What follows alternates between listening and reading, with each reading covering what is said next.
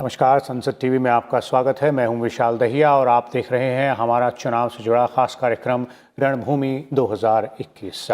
दुनिया के सबसे बड़े लोकतंत्र में आधी आबादी की भूमिका लगातार बढ़ रही है। महिलाएं अब अपने लोकतांत्रिक हक के लिए सजग हैं। जब लोकतंत्र का महापर्व आता है तो तस्वीरें इस बात की गवाही और इस बदलाव की गवाही खुद देती हैं। महिलाओं की ये लंबी कतारें इनके जिम्मेदारी और जज्बे को दिखा रही हैं। चुनाव चाहे लोकसभा का हो, विधानसभा का हो, चुनाव चाहे स्थानीय हो या फिर पंचायत का, महिलाओं की भागीदारी हमारे लोकतंत्र को लगातार मजबूत कर रही है। महिलाओं की चुनाव में मजबूत भागीदारी का एक सबूत ये भी है कि अब महिलाएं एक वोट नहीं बल्कि सशक्त आवाज है। अब जब राजनीतिक पार्टियां कोई नीति बनाती हों या फिर घोषणा पत्र बनाती हों तो उसमें इनकी खास जगह होती है। इनसे जुड़ी योजनाएं और कार्यक्रमों की पार्टियों की नीतियों में तरजीह दी जाती है। चलिए आज के कार्यक्रम की शुरुआत में कुछ आंकड़े देखते हैं और महिलाओं की भागीदारी के महत्व को समझने की कोशिश भी करते हैं। शुरुआत केरल से करते हैं। केरल में 1,29,00,000 पुरुष मतदाता हैं तो महिला मतदाताओं की संख्या 1,37,00,000 है। केरल में महिला मतदाता पुरुष मतदाताओं से ज्यादा हैं। तमिलनाडु में 3,08,00,000 पुरुष मतदाता हैं तो महिला मतदाताओं की संख्या यहाँ 3,18,00,000 है। केरल की तरह ही यहाँ तमिलनाडु में भी मतदाताओं के लिहाज से महिला मतदाता पुरुष मतदाताओं से अधिक हैं। बात केंद्र शासित प्रदेश पुडुचेरी की करें तो पुरुष मतदाताओं की संख्या 4,72,000 है और महिला मतदाताओं की संख्या 5,30,000 है। पुडुचेरी में भी महिला मतदाताओं की संख्या केरल और तमिलनाडु की तरह पुरुष मतदाताओं से ही ज्यादा है। असम में 1,17,00,000 पुरुष मतदाता हैं। महिला मतदाताओं की संख्या यहाँ 1,14,00,000 है। पश्चिम बंगाल में 3,73,00,000 मतदाता हैं। महिला मतदाताओं की संख्या 3,59,00,000 है। बात करते हैं अब एक अहम आंकड़े की। खास आंकड़ा फिलहाल अभी तक किसी पार्टी ने कितनी महिलाओं को टिकट दिया है और शुरुआत करते हैं पश्चिम बंगाल से। 294 विधानसभाओं वाली पश्चिम बंगाल में तृणमूल कांग्रेस 291 सीटों पर चुनाव लड़ रही है। इनमें से पार्टी ने 50 महिलाओं को टिकट दिया है। बीजेपी ने अभी तक 8 महिलाओं को उम्मीदवार बनाया है तो कांग्रेस ने अब तक 9 महिलाओं को पश्चिम बंगाल में टिकट दिया है। असम विधानसभा में 126 सीटें हैं। बीजेपी ने अभी तक 6 महिलाओं को टिकट दिया है। कांग्रेस ने अब तक 9 महिला उम्मीदवारों को मैदान में उतारा है। और बात अगर तमिलनाडु की करें तो राज्य में अभी तक 10 साल से सत्ताधारी पार्टी AIADMK ने 15 महिला उम्मीदवारों पर दांव लगाया है। वहीं 10 साल से सत्ता से दूर रह रही DMK ने 173 सीटों में से 12 पर ही महिला उम्मीदवारों को मौका दिया है। राज्य में कांग्रेस पार्टी 25 सीटों पर चुनाव लड़ रही है और इस पार्टी ने सिर्फ एक महिला उम्मीदवार को यहां टिकट दिया है। बीजेपी तमिलनाडु में 20 सीटों पर चुनाव लड़ रही है और उन्होंने इस 20 सीटों में से 3 महिलाओं को अपना उम्मीदवार बनाया है। अब केरल की तरफ रुख करते हैं। केरल में सत्ताधारी LDF ने 15 महिलाओं को टिकट दिया है। राज्य में सत्ता में वापसी की कोशिशों में लगी UDF ने केवल 7 महिला उम्मीदवारों को मैदान में उतारा है। बीजेपी ने केरल में अभी तक 14 महिला उम्मीदवारों को टिकट दिया है। ये अगर इन आंकड़ों पर नजर डालें तो तस्वीर साफ हो जाती है कि किस तरह से जो अलग अलग राजनीतिक पार्टियां हैं उन्होंने कितने उम्मीदवारों को मैदान में उतारा है और जो मतदाता हैं उनमें महिलाओं की संख्या कितनी है।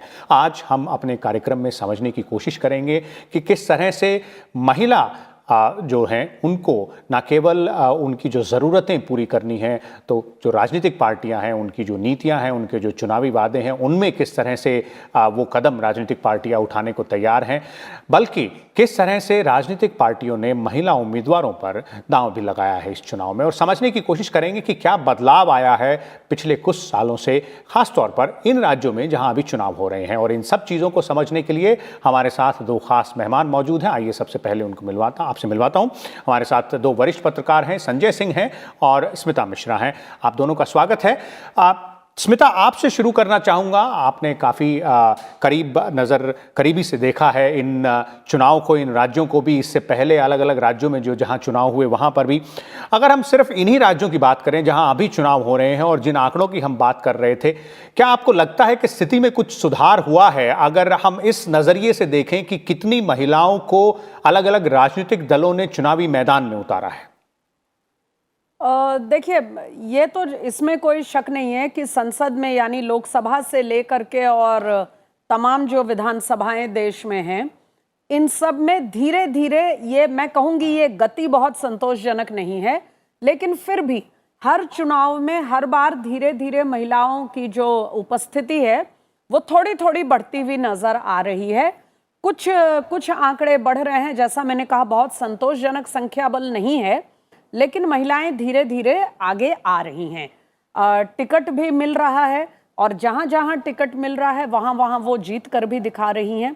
इसीलिए मेरा ये बहुत सालों से मेरा ये समझना, मेरा ऑब्जर्वेशन रहा है कि पार्टियों में आमतौर पर जब देखिए महिलाओं की लड़ाई शुरू होती है टिकट लेने से ही, बाद में वो जीतने ना जीतने की बात आती है।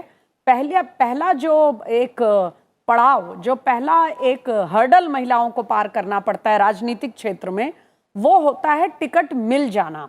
आमतौर पर क्या होता है कि अलग अलग पार्टियों की चुनाव समितियां जब कैंडिडेट पर फैसला करने बैठती हैं, तो जब किसी महिला का नाम एक कैंडिडेट के तौर पे प्रस्तावित किया जाता है, तो आमतौर पर ये कोई महिला कैंडिडेट को गलत या बुरा कभी नहीं कहता। सब कहते हैं नहीं नहीं नहीं, बहुत अच्छी लेडी हैं, बहुत बढ़िया कार्यकर्ता हैं, बहुत मेहनती है, लेकिन जीत नहीं पाएंगी।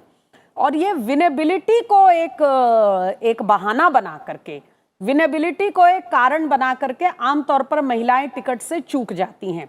लेकिन आज तक ये आंकड़ों से कोई साबित नहीं कर पाया कि अपने पुरुष जो साथी हैं उनके मुकाबले महिलाओं में विनेबिलिटी कम है।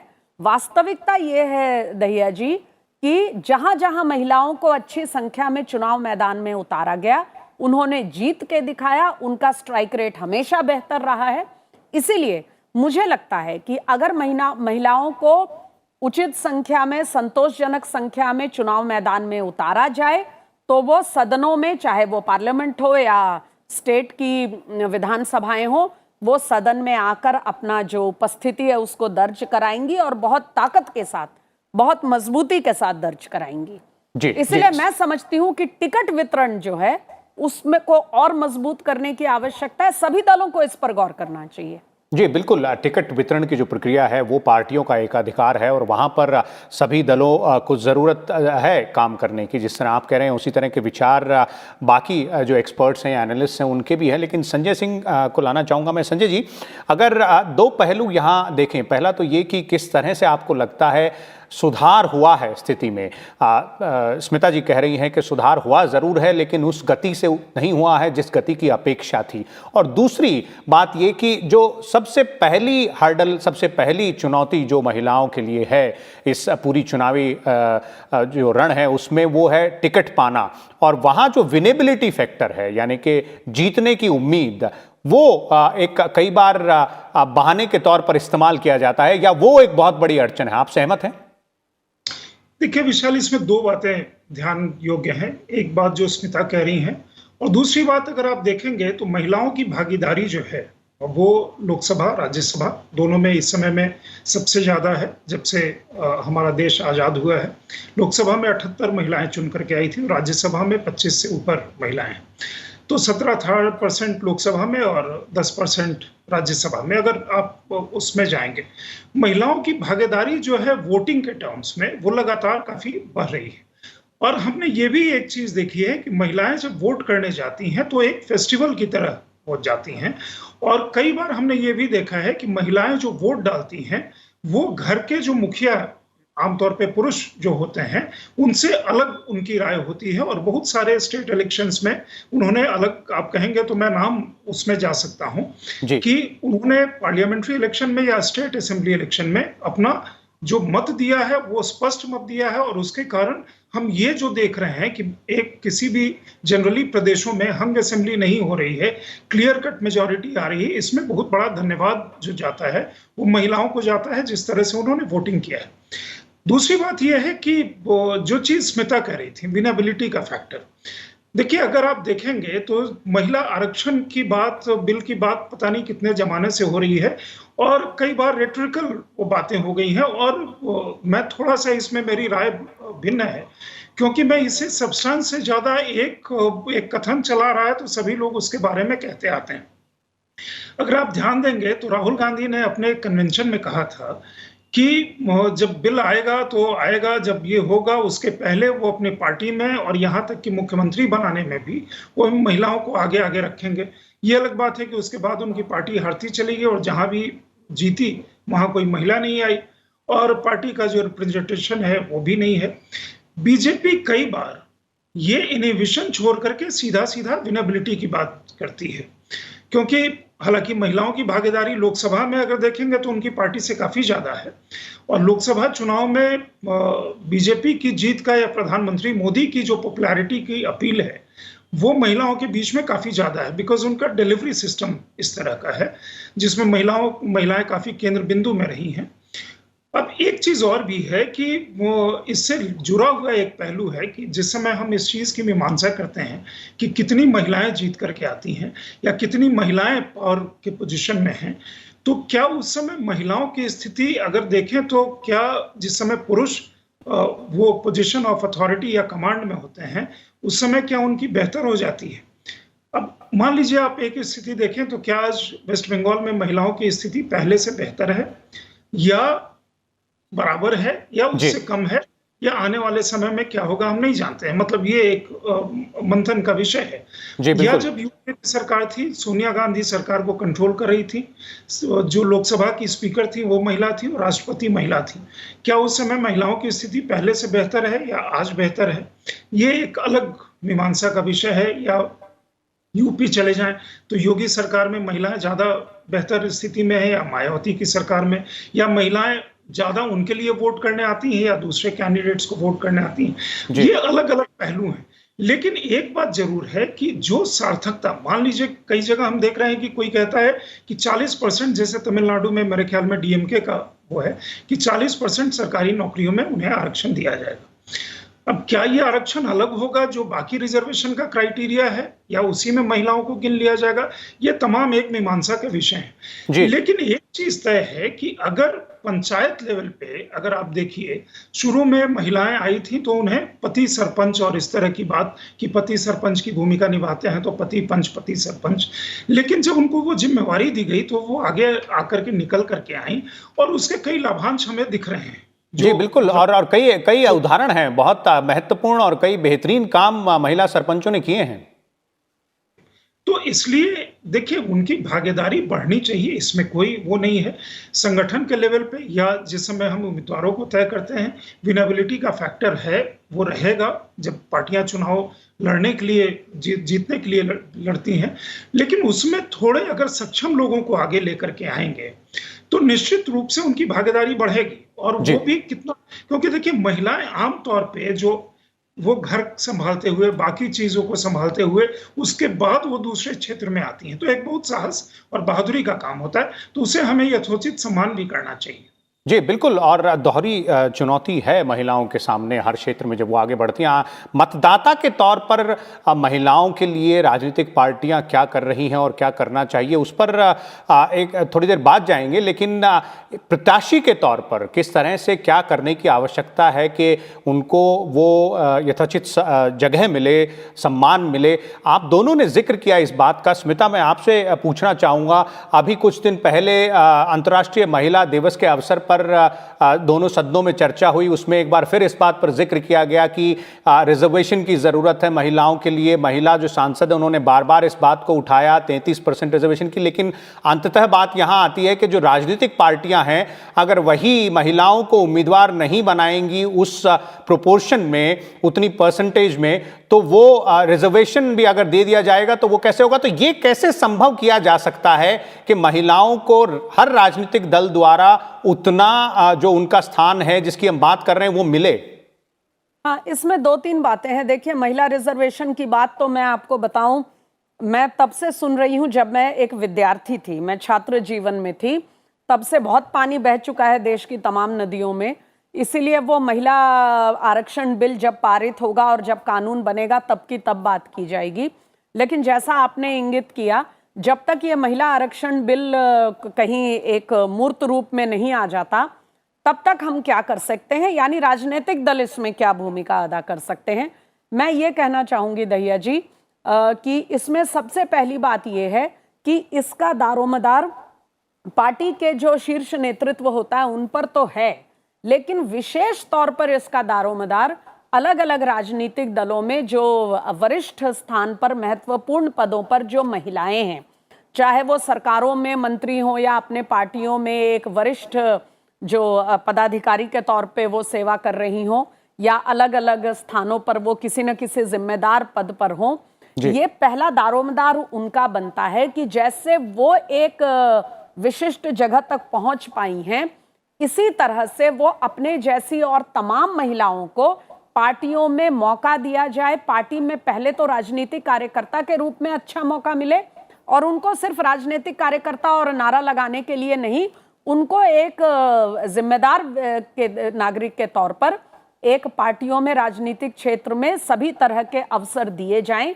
इसका दारोमदार जो सीनियर पोजीशंस पर राजनीतिक दलों में महिलाएं हैं उनकी हैं, और इसमें उनको इस बात का ध्यान रखना चाहिए कि केवल डायनेस्टी, केवल परिवार और केवल किसी का खानदान और बैकग्राउंड देखकर ये अवसर न मिले, वो जिस में ये पोटेंशियल, ये प्रतिभा दिखे, उन सबको मौका दें। एक तरीका ये है। दूसरा तरीका ये है, जो बात संजय सिंह जी ने उठाया था, ये मेरा ऑब्जर्वेशन रहा है कि महिला जब कोई मुख्यमंत्री हो या महिला पार्टी की सर्वोच्च नेता हो, तभी जाकर के महिलाओं के प्रति उस पार्टी या उस सरकार का सेंसिटिव रवैया हो, यह हमेशा जरूरी नहीं है। मैं इसमें बिहार का उदाहरण देना चाहूंगी। बिहार में नीतीश कुमार जी पिछले बहुत सालों से मुख्यमंत्री हैं, और ये मेरा एक व्यक्तिगत ऑब्जर्वेशन भी है, एक नागरिक के तौर पे और एक मीडिया कर्मी के तौर पे भी।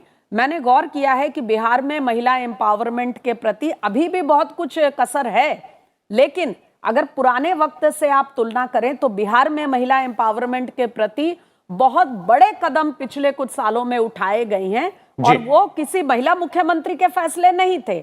तो मुझे लगता है कि महिला की भागीदारी होने से सिर्फ संख्या बल में नहीं, पॉलिसी मेकिंग में, फैसले लेने में, रणनीति बनाने में, राजनीतिक क्षेत्र में भी और गवर्नेंस के क्षेत्र में भी महिलाओं को मौका मिले, महिलाएं सेंसिटिव हो। लेकिन इसका यह मतलब नहीं है कि यह बदलाव सिर्फ महिलाएं ला सकती हैं।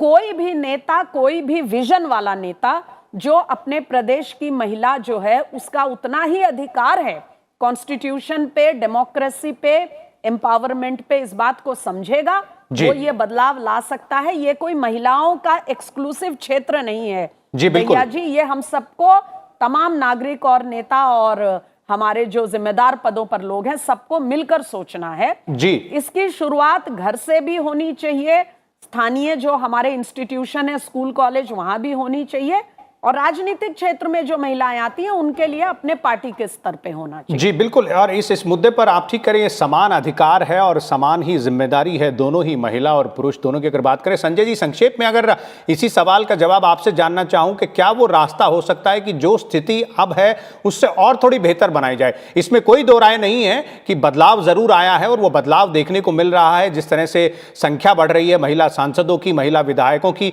लेकिन और बेहतर इसको कैसे बनाया जा सकता है, उसके लिए राजनीतिक दल और उनके नेता क्या कर सकते हैं?